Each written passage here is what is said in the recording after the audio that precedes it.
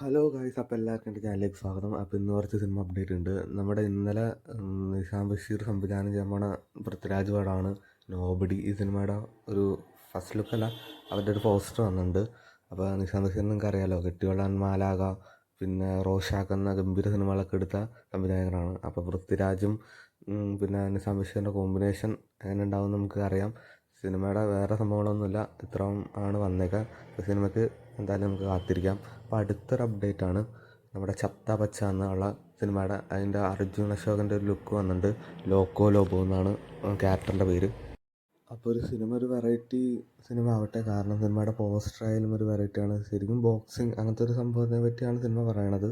അപ്പോൾ സിനിമ എന്തായാലും നല്ലൊരു സിനിമ ആവട്ടെ. ഇനി അടുത്തത് നമ്മുടെ ഷൈനികൻ നായകനായ ഒരു സിനിമയാണ് ബാൾട്ടി.